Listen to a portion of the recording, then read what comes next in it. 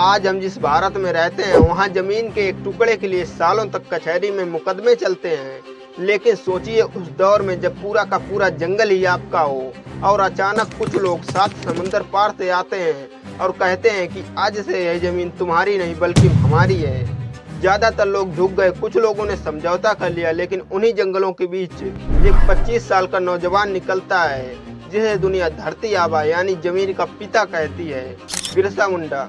और क्या आप जानते हैं कि बिरसा मुंडा ने सिर्फ 25 साल की उम्र में अंग्रेजी हुकूमत की नींव हिला दी थी। कैसे एक साधारण परिवार में जन्मा लड़का आदिवासियों का भगवान बन गया और क्या कारण था कि अंग्रेजों को उनके खिलाफ छोटा नागपुर टेनेसी एक्ट जैसे कानून लाने के लिए मजबूर होना पड़ा।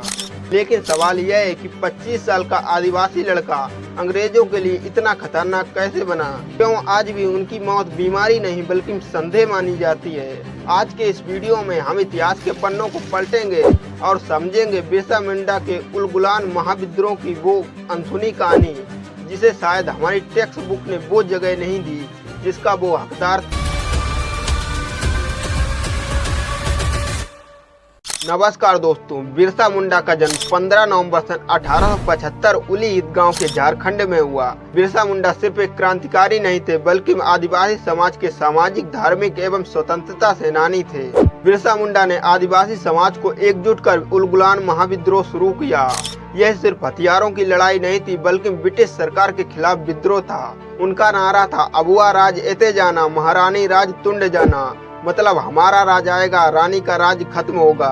अंग्रेजों ने जमींदारी व्यवस्था लागू की, आदिवासियों की जमीन गैर आदिवासियों टिकुओं को दे दी। बिरसा मुंडा ने कहा जमीन आदिवासियों की है, टैक्स और लगान देना बंद करो, अंग्रेजी कानून मत मानो। यह बात ब्रिटिश सरकार को सीधी चुनौती थी। उन्होंने समझ लिया अगर सोच बदल गई तो राज भी बदल जाएगा।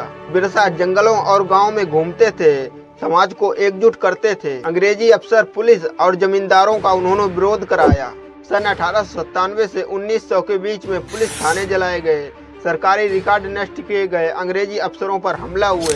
अंग्रेजों को डर था क्योंकि बिरसा बहुत ही कम उम्र में लाखों लोगों के नेता बन गए थे। लोग अंग्रेजी कानून मानना छोड़ रहे थे, टैक्स और लगान देना बंद कर चुके थे। बिरसा ने बंदूक से नहीं, जन चेतना और अधिकारों की लड़ाई से ब्रिटिश हुकूमत की नींव हिला दी थी।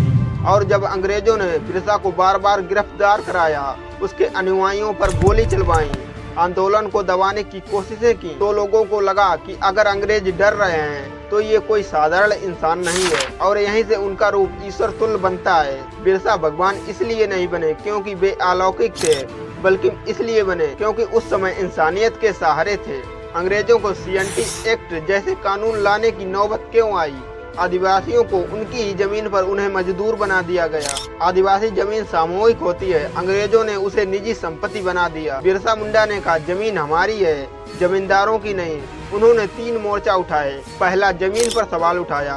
दूसरा, धार्मिक संस्कृत जागरण किया। तीसरा, सीधा ब्रिटिश सरकार को चुनौती दी। और यही आंदोलन उलगुलान महाविद्रोह बना।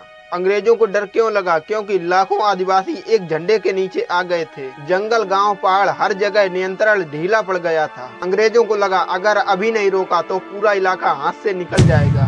बिरसा मुंडा की गिरफ्तारी 1900 में और मृत्यु के बाद भी विद्रोह की आग बुझी नहीं। आदिवासी लगातार जमीन पर लड़ते रहे। CNT एक्ट में क्या किया गया? जमीन छीने जाने पर वापसी का अधिकार, आदिवासी जमीन पर सरकारी संरक्षण। ये सब अंग्रेजों की मेहरबानी नहीं थी बल्कि बिरसा मुंडा के डर का नतीजा था। यह कानून उन्हें मजबूरी में लाना पड़ा क्योंकि बिरसा मुंडा के मौत के बाद भी उन्हें संदेह था अगर इन्हें मैंने अधिकार नहीं दिए तो ये समाज मुझे छोड़ने वाला नहीं। और आज भी जब आदिवासियों की जमीन की बात होती है तो CNT एक्ट रक्षा की मांग उठती है, तो वहाँ पर बिरसा मुंडा जिंदा हैं। बहुत बहुत धन्यवाद।